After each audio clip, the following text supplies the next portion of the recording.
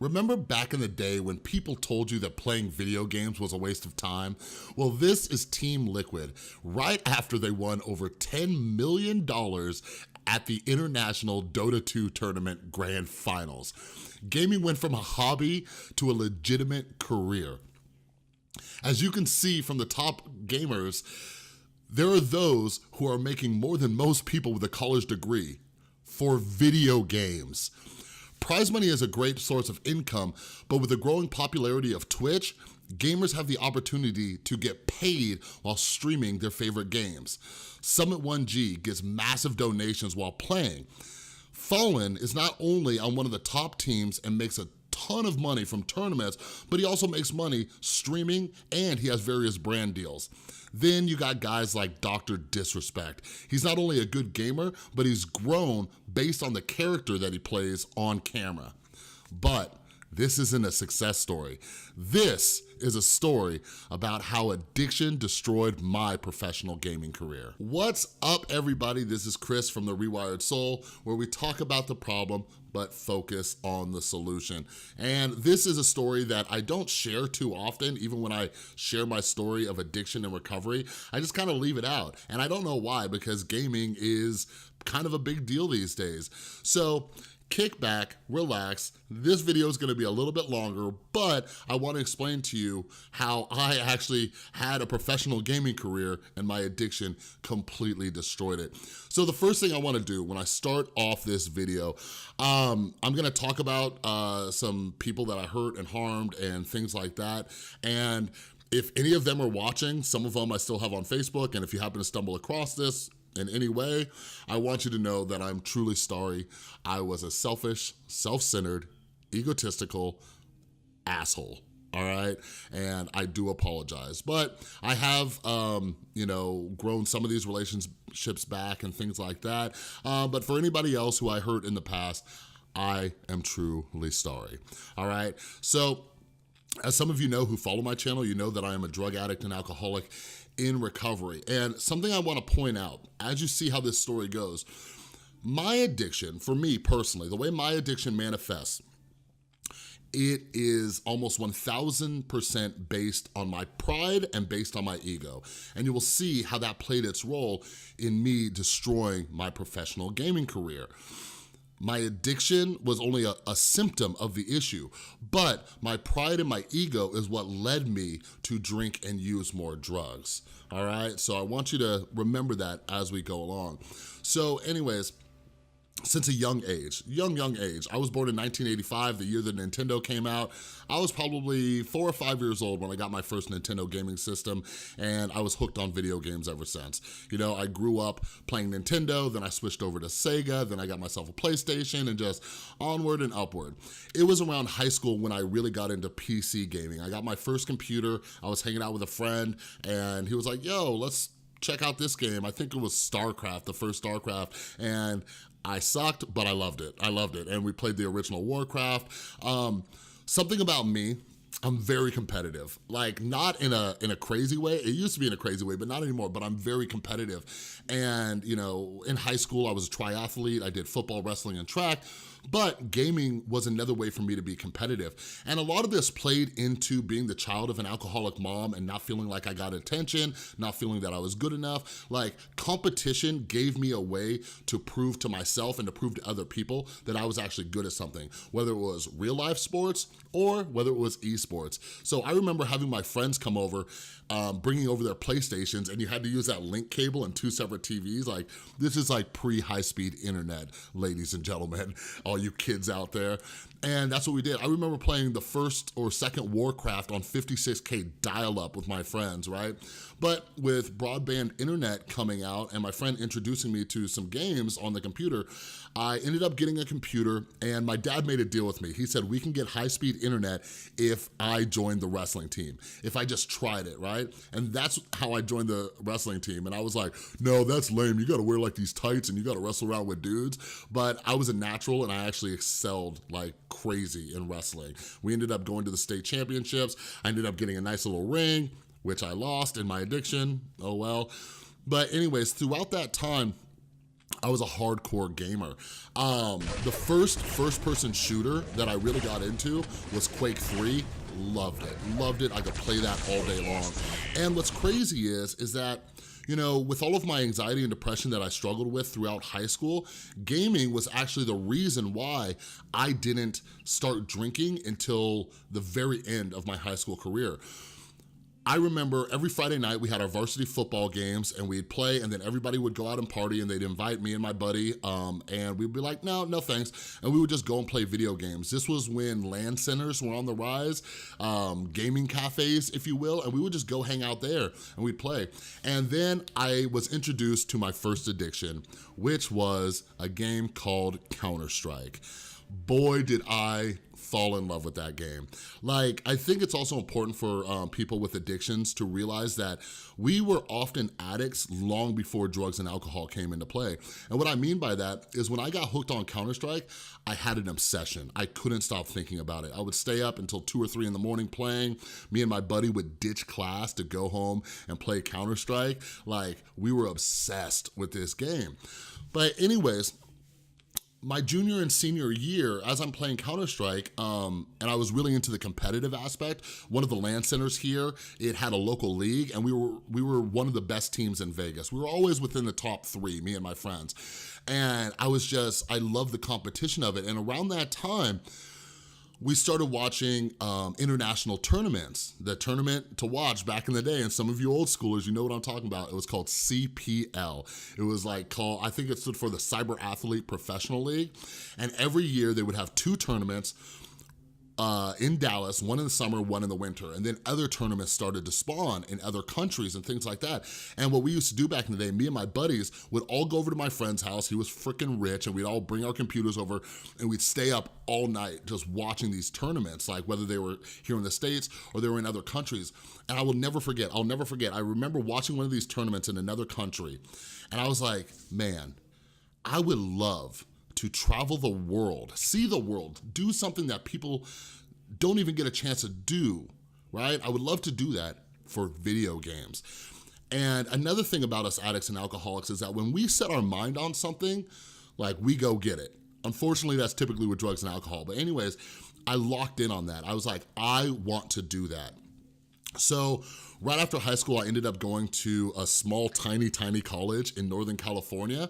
And there was a website called GotFrag, and they were a website covering all of the major Counter-Strike tournaments. They were doing feature articles and things like that.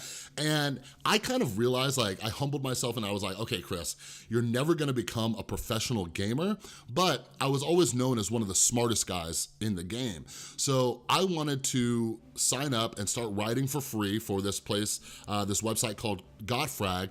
I wanted to do that and work my way up the ranks and become known and go to tournaments, you know, because I figured I couldn't make it as a player. So, and it's an interesting story too. So I ended up weaseling my way in because I used to make Counter-Strike movies and they needed people to, who were video editors. And I'm like, yeah, sure, sign me up. So I did that. And I'm one of those guys, I still am, where if something needs to be done, I volunteer. I just wanna do it. I like work, I like working hard, I like impressing bosses, you know, and all that stuff. So they ended up needing graphic design done. So I started doing that, even though my stuff sucked. But I was really into Photoshop back in the day, so I made some stuff. Well, anyways, CPL had a league, an online league called CAL, okay? Cyber Athlete Amateur League, I think it was. And every week they would do predictions, okay? And whenever they did predictions, I remember watching and reading these articles, and the guy who did predictions sucked, right? Like, he was just really half-assing it. Okay, and I was looking at him like, man, I could do such a better job. And I was always asking, like, can I write something? Can I do something? Can I do some predictions? Because I, like, really watch these teams. Like, while some people, like, are really into, like, football or hockey or baseball, and they know every single player, and they know how this team operates and how that team operates and how the matchup's gonna be, like, that's how I was with Counter-Strike. Well, lo and behold, one day, this dude's computer got a virus and he could not do the predictions. And we were talking back in MIRC chat, and they're like, we need somebody to do the predictions. And I'm like, pick me. So I ended up doing the predictions that week, And everybody who read my predictions loved it. They absolutely loved it. And they're like, this guy needs to do more of them. And by the way, my gaming name is Bootman, so you might hear that throughout this video. So everybody's like, this guy needs to do them from now on, right? So what they started to do, they started letting me and the other guy do predictions together. Eventually that guy just left, I kept doing predictions, but now I had my foot in the door and I wanted to do more. I wanted to write about my thoughts about Counter-Strike strategy and different players and player moves and, player trades and gossip in the community. I just wanted to do more and get really involved, and I started doing it. And it exploded with this one thing. So the guy I looked up to, and he's one of the guys, if he watches this, I would like to apologize, Trevor Midway Schmidt. So if any of you are old school gamers, like he's still in the scene, but he's more in the background, but he was the dude. He went from being a pro gamer to running GotFrag. He was one of the first guy, one of the main guys who started GotFrag. And he was like a mentor, a big brother to me, helped me out a lot. But anyways, he did an article around big tournaments called Midway's Playbook. And I loved him. I loved what he did. But something that I do, I'm always thinking outside of the box. That's why you see a bunch of different content on my channel. I'm always trying to think outside of the box. And I was looking at what Midway was doing and I absolutely loved it. And I was like, you know what? I think we could do more with this. I think we could do more with this. In my brain, I always related Counter-Strike to football, right? Very similar. Football, you do a play, you stop, you regroup, you come back. Same thing with Counter-Strike. You play around, you stop, you regroup, you come back, right? And I was like, okay, well, if it's kind of like football, then maybe we can start analyzing the offense and defense. Maybe we can start predicting what the other teams are doing. So I talked them into letting me do a guest playbook, and Trevor's articles, Midway's articles, his playbooks, they were about a page or 2 pages long. They were great articles, right? But I ended up taking about, I don't know, like 8 hours, 12 hours, and I did this extremely in-depth playbook. There was a team that was on the rise at the time called NOA. It was the first time that international players and North American players merged together and made a team. So NOA stood for, it was like North America as well as, I forget. But anyways, they were from the Nordic countries, so like Norway and Sweden and stuff like that. But anyways, they were on the rise. And then they were my first playbook. I did this really in-depth one. And I really focused on the defense. And back in the day, so any of you CSGO players, and I think you can still kind of shoot through walls in CSGO, but back in the day, in CS 1.6, you can straight up shoot through a wall like it was paper. So what I did was, I was watching demos of these teams and just watching, and I would find each of the players' favorite spots on NOA, and I released this massive playbook. All right, and because I did that, GotFrag actually flew me out to Dallas to the CPL, and it was right after I launched this playbook. And something insane happened. You just saw that teams were destroying NOA. They were shooting these guys straight through walls because my playbooks were on point. They knew exactly where these people were going to be. And I remember, because I was kind of friends with some of the guys on NOA, and they were like upset, but like in a joking way. And I was like, oh my God, like I really hit something. And that's when I exploded. That's when I became a big deal. People were like, Bootman's playbooks, Bootman's playbooks, Bootman's playbooks. And I started writing a lot more, just so many more things. And I was just hooked on that. I was working a regular 9-to-5 job, and I would come home and just write and write and write. Like, this was gonna be my ticket. And I kept doing that, and eventually GotFrag flew me out to Sweden to go to something called the Nolova LAN. So I was about 19 years old, I think, and I just got a 100% paid for trip to another country, and it was a dream come true. And right about this time, okay, my drinking wasn't terrible, okay? I started off with just alcohol, no drugs at all, and it wasn't terrible, but I liked to party. I loved to party. I had that kind of frat guy mentality, even though I wasn't in a fraternity. So, that international flight, I got to drink when I went there. it was still somewhat under control. What ended up happening was there was a team called Team 3D, okay? And Team 3D came to me and they said, listen, we love your playbooks. We need some help because 3D used to be the top North American team. There just used to be this rivalry between North America and Sweden. And they're like, look, we wanna hire you to make us like personal playbooks for the other teams. And they were going to WCG in San Francisco. I forget what year it is. It might've been 2006. And they said, we wanna pay you to do it. And I think they wanted to pay me like $500. And I went to my bosses at GotFrag. I'm like, yo, can I do this? And they ended up letting me do it. And I was like, okay, so I did this really in-depth playbook. It was kind of hard because there's so many teams at that tournament and you don't know who they're gonna play. So I think I did like the top teams. And my roommate, one of my best friends in the world, his name is Weenus. So he kind of, he started growing as a name in GotFrag too. I hooked him up with a writing gig and he got bigger and bigger too. But Weenus back in the day, he used to work at Office Max. So I had him print out this playbook. Like these used to just be online and they printed it out, put the little spiral thing like I was being all professional. And I ended up going to WCG in San Francisco and I gave 3D this playbook. And for the first time in I think a year or two, and in gaming time, that's a long time for North America to win a championship, Team 3D ended up winning the World Championship. They took down SK, who was the top Swedish team at the time that people thought were invincible. And now I'm sitting there like, oh my God, like I can actually like help teams like in a new way. Now I know like it was very, I don't even know the words to explain it. It was amazing seeing that what my work can do, what this effort I was putting in can do. And at that time, by the way, back in my day, there was no coaches. There was no coaches in the scene. Now, I'm gonna let you in on a secret if you're still in here with this story. I ended up becoming the first esports coach in the world. All right? And some of you are gonna say, no, you weren't. What about that guy Veslin and these other people?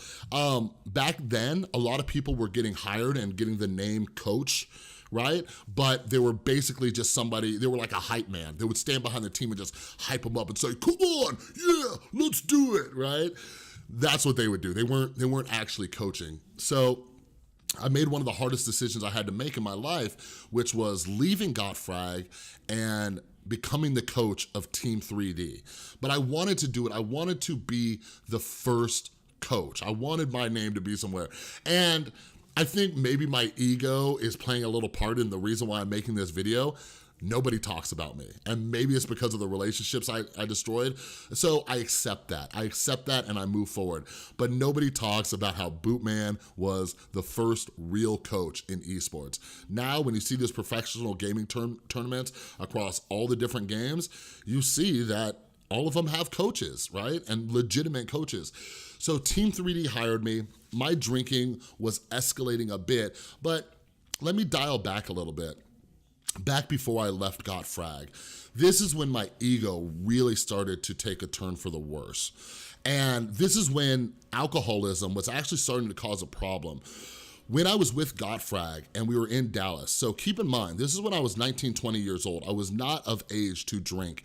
And I would sneak into parties, I would find alcohol, I would have other people, buy me alcohol, and it was kind of normal. Like all of us were like right around that age, 19, 20, like if you were 21, you were already like a geezer. So there was a lot of underage drinking back in the day. And what ended up happening was I ended up going to this party with an open bar and just getting completely plastered. And we went over to one of the team's rooms. I forgot what team it was, but back in the day, there was a girl, one of the players' girlfriends, and her whole shtick back then was to talk about gaming gossip. And we went into that room. I didn't even notice she was in there. She was wearing a wig. It was weird. And she ended up recording me coming in there drunk, and she caught me on camera saying, well, look at me. I'm 18 and I'm drunk, or however old I was, and she had that on film. And Gottfrag came to my aid, and they ended up getting her to not release that, get rid of it, and sweep it under the rug. And I hope I'm not like making Gottfrag look bad. But anyways, like it was a bad situation all around, but I put myself in danger, my career in danger at that point. But anyways, I started having a lot of problems with my bosses. Like, these guys, like, I had absolutely no humility at all, no humility.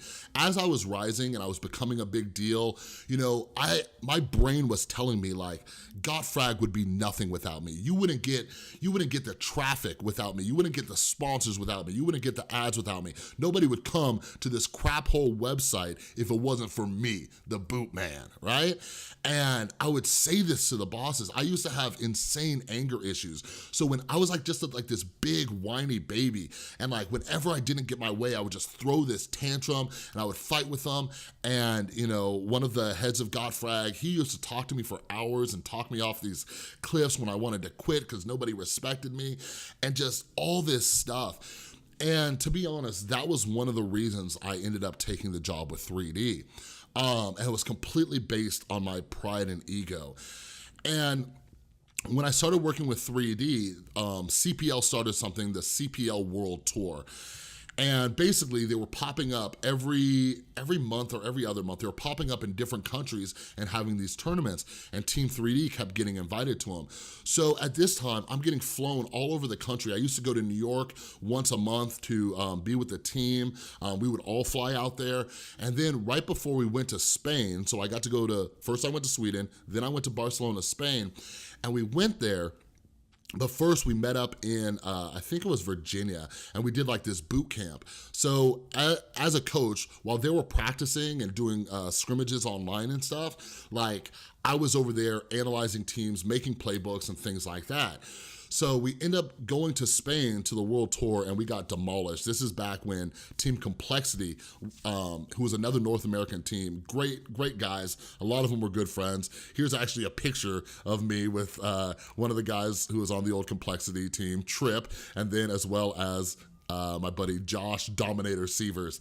And so we went out there, we ended up getting destroyed, but when I would go out of the country, like my drinking would just go insane. Like the entire time on the plane, I was getting plastered, because as soon as I would hit international waters, now it was time for me to drink. And I would just get wasted on the flight. And when we got to Spain, I immediately hit the bar. And this is one of those things, like I would go to another country and I would spend more time drinking than actually like exploring and sightseeing and stuff like that. Most of the nights while we were in Spain, I was just, you know, we would leave the tournament and I would just go find a bottle, I would go buy some booze and just get blackout drunk in my hotel room. But like, to me, it was like, oh, we're just partying because we're out of the country. But like, while my teammates, the guys on my team and other gamers, they were just like kind of relaxing, chilling, having some drinks. Like, I was just like, I want to get blackout drunk, you know? And after that, we ended up going to another WCG event, which was in Paris, France. So now I get to go to Paris, France. And this is a story that I look back on and I'm just like, man, like if that's not somebody who's addicted to alcohol, I don't know who is. So we went to France and again, just buying all of the booze I can. And I remember people kept going, like when it wasn't time for the tournament, they would go to the Eiffel Tower and see these amazing places in Paris, France. And I remember thinking this thought. I remember wanting to drink instead. I wanted to just get wasted. When we had free time, I just wanted to get blackout wasted. And my brain told me, it said, don't worry, Chris. You can see the Eiffel Tower the next time you're in Paris. Like, what? What? Like, spoiler alert, it's been, what is it, 2018? It's been over a decade now. I still haven't been back to Paris. So that's to show you where my priorities were. Rather than going to see the Eiffel Tower, I decided to get wasted instead, right? And fortunate enough for me, the tournament was actually inside the Louvre, which is a famous museum in case you didn't know. And so I got to see that just by going to the tournament. But fun fact about that tournament, we were the first team to tie every single one of our group stage matches, like in the history at that point. I don't know if it's happened again. But yeah, anyways, here's another picture of me. We were doing a kind of like a after match press conference with the media. Like, back then, like, people were having me sign autographs, and here's a screenshot, and you can't see it, but we were sponsored by NVIDIA, and I was on this. Like, this was just building my ego and building my ego. Like, when random people are coming up to you and having you sign stuff, and you're getting put on boxes, and I remember signing posters for giveaways that we were doing and stuff, like, my ego was just out of control. And the problem was, too, is that coaching them became difficult. It was difficult for me to coach these guys when they're like these big deals. Like, they're the famous ones. Like, we're talking about guys, and these might be names you don't remember, but all of you old schoolers do. We're talking about like K-Sharp, Rambo, Bombs, Moto, right? These were big deals, and they wouldn't listen to me. And I didn't know how to keep them in check. You know what I mean? And there ended up being some shakeups with our roster around that time. 3D went through quite a few shakeups. But anyways, what ended up happening was we actually recruited 2 guys from that team NOA that I originally playbooked. And these were 2 friends of mine, right? Mikey So and Griffin Banger, also known as Method and Shagwire, okay? And this is when it took a turn for the worse, and my ego got out of control, and I was drinking. And one thing about drinking is it makes you depressed when you become an alcoholic, and you become completely delusional.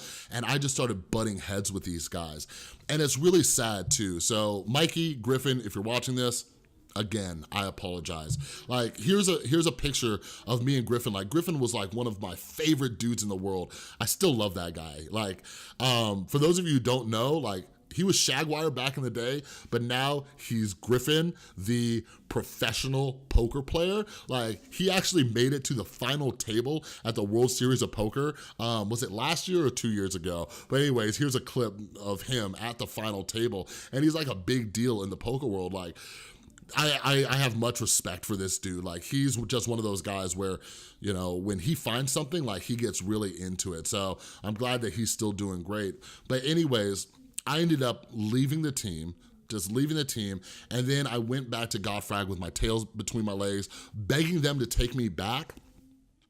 And I even cut them a deal. I said, listen, if you guys take me back, you don't have to fly me anywhere. I just wanna still be relevant. Just let me write again and da-da-da-da-da, right? And man, it took maybe a couple months for my ego to just go crazy out of control again. And this is right around the time when Godfrag was just getting huge. They gave me a second chance, and I blew it. And my drinking was just off the rails at that point. I'm talking every night, blackout drunk, hungover, still drunk the next day, terrible. I could barely even write. Like, I don't know what I was even doing back then, but anyways, I was yelling at them, how come you don't fly me anywhere? I'm always comparing myself to the other staff members and stuff like that, and I ended up quitting. And that was pretty much the end of it. And, you know, it was one of the biggest regrets when I first got clean, and not even when I first got clean, man, like, during my active addiction, like, it's one of the things that fueled my addiction. I was so depressed. I hated myself for what I did. I hated myself because I fell out of the scene, and not long after that, Godfrag got bought out by MLG for millions of dollars, like millions of dollars, and I didn't see a penny of it, okay? Looking back, I don't know if I would've. I wasn't like a stakeholder or anything, but the guys at Godfrag were amazing, and I'm sure they would have hooked me up or helped me out. But, you know, I was on this path to making this what I do with my life, just being involved in video games. Like, being involved with video games would have been part of my life, but instead I chose to just keep drinking and drinking and drinking and drinking. And I just fell out of the scene. And meanwhile, my buddy Weenus, he ended up doing great things. He helped him out, helped Godfrag out with a magazine they launched real quick. He ended up getting a job with Team EG back in the day. He also became a big deal at CGS. So back, oh man, this was about 10 years ago, DirecTV started a league called CGS. and they sent everybody out to Los Angeles, in the Los Angeles area, and the players lived there, and it was a weekly televised thing. There was Counter-Strike, there was FIFA, there was Dead or Alive, and there was Forza, I think it was, right? And Bobby ended up getting me a job with them. I ended up writing for one of the teams called the Las Vegas Venom. And at that time, I was unemployed. My drinking was insane, and I got to go out there for a little while, and I remember just begging people to buy me alcohol. Like, man, like, that's not a good look, y'all. Like, I was begging the players, I was begging my boss, Alex Conroy, also known as Jax, who was a big deal back in the gaming days and stuff like that. So Alex, if you're watching this, like, I remember one night, my paycheck was like late, and I remember begging Alex, because me and him, we were staying in the same apartment, and I was begging him for booze money, begging him, like, how pathetic. But that's what us alcoholics and drug addicts do, and like, it was just terrible. And anyways, I ended up, walking away from that. Not long after, it like shut down anyways, out of nowhere. But, I would beat myself up in my addiction as well as my early recovery, because I sit back and I still love gaming. I still love gaming so much. And I sit back and I would watch it, and all these guys were just going somewhere. They were going somewhere. They were making tens of thousands of dollars, if not millions of dollars, guys I used to hang out with and be friends with, and I'm just sitting there. It's like that, it's like that football player, like, I could have been somebody, I could have been something. Like, that was me when it came to gaming, and it fueled my depression and my self-pity and things like that. And I couldn't believe what I did.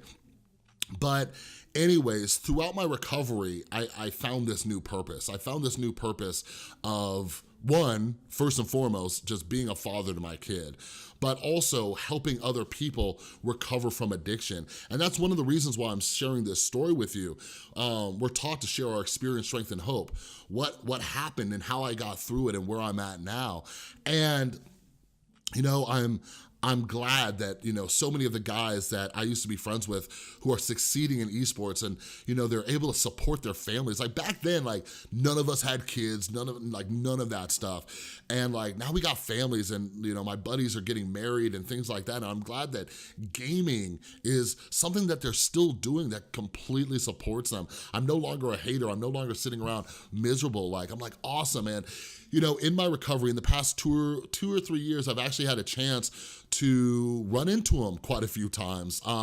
We went to the Intel Extreme Masters tournament up in San Jose a couple years ago, bumped into a bunch of old friends and talked to them and things like that. Last year, I've always wanted to go to Seattle, so I actually got to go to TI6. Amazing experience. I'm a big Dota 2 nerd and player, and I still play a lot of video games, by the way. But I got to go there with my friends, and it was an amazing experience. It just gets me ramped up about esports again. Over the past couple years, I've dipped my toe back into the esports thing a little bit, but I finally realized that what I'm doing right now with you this is my true passion. This is my new passion, and this is what I love doing now. I found every time that I tried to get back into esports, because I didn't burn every single bridge, and I still had some opportunities, and I'm pretty sure even if I just shut down the Rewired Soul right now, like, I can work my butt off and get back into it. But helping people like you with your mental health, addiction recovery, whatever the case may be, like, that is my true passion now. But one of the things that I get to do now is that I get to do gaming with my son. I get to play with him. I get to tell him these stories. I get to be the parent who encourages him, like, do what you love. Like, we live in an amazing time. That's something that helps me get out of depression, by the way. It's just knowing that, like, this isn't something you could do 50, 60 years ago, and not just for gaming. If for some reason you're still with me watching this isn't just for gaming. Like, you can literally, like, anything that you're passionate about, you can turn it into a career. You can turn it into something that pays the bills. And I like being able to teach that to my son and say, look, dude, if you love gaming, like, just get good at it. You have to have the work ethic, you have to practice, you have to do the deal, and this can become a career. But if he doesn't want to, he also wants to be a marine biologist, but hey, maybe he'll be the first professional gamer marine biologist. But yeah, I've been able to take him to some gaming tournaments since we live in Las Vegas. I've been able to take him to some tournaments. We went to a Heroes of the Storm tournament. We went to the EVO tournament, which is console fighting games. He didn't come with me to one of the most recent ones, but DreamHack came to Las Vegas. I got to go there. Again, I got to see some of my old friends. I also ran into my buddy Hedon. You don't believe that I knew Hedon? Well, check this picture out. But anyways, Hedon, he used to be on SK, big deal. But yeah, I still stay in touch with some of the people, but now I'm a more casual gamer. I'm not a crazy competitive one. Sometimes my competitiveness comes out when me and my son are playing, but I try to turn it down a bit, you know what I mean? My girlfriend calls me out on it all the time, but it's cool. It's something that I get to do now and have fun and do with my son. I still stay involved. I'm still kind of watching in the background, seeing where esports is going. CSGO is a thing. I played it I go off and on, you know, CSGO. I don't like it. I'm a 1.6 guy. And one of the reasons I don't like it, let's be real, I suck at it, you know? You know, all of my friends, I still have a bunch of people in Las Vegas. A lot of my friends who I grew up with, we're all still 30-plus-year-old gaming nerds, and we play together. I played Dota 2 with them. We've played Overwatch and things like that. But one of the best things that I've done is that, you know, start a YouTube channel with my son. By the way, if any of you want to check it out, I will link to it in the end screen as well as in the info card. Me and my son started a channel called Dilly and Dad, and we do gaming videos on there, and I love playing video games with him. And he hasn't got into the competitive aspect of it, but he will. No, but if he wants to. But anyways, like, I hope you enjoyed this story. You might be new to my channel. If you are, welcome. But yeah, if you like this video, do me a favor. Give this thing a big thumbs up, and do me another favor. Go tell that guy Thorin that he needs to do a video about the first ever esports coach in the world. I'm just kidding. That's my ego talking again.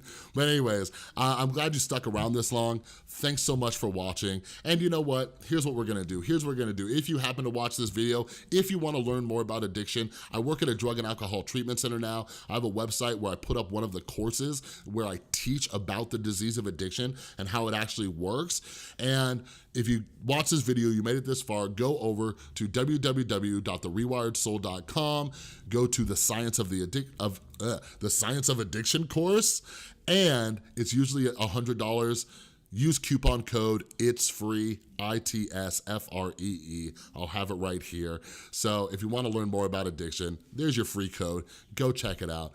But anyways, again, thank you so much for watching. Please don't do what I did. If you're a kid watching this video and you aspire to be a gamer, like, keep your eye on the prize, yo, because you can do it. You can develop a career in this thing. You can take this thing places, all right? So if you're new here and you haven't yet, hit this little round subscribe button, because my channel, I'm making all sorts of videos about addiction recovery. I'm also making a ton of videos about how to help you without anxiety, depression, and other forms of mental illness. If you wanna check out some other videos or subscribe to me and my son's channel, click or tap on the subscribe button or the thumbnail right below it, all right? But again, this is Chris from The Rewired Soul. I'll see you next time.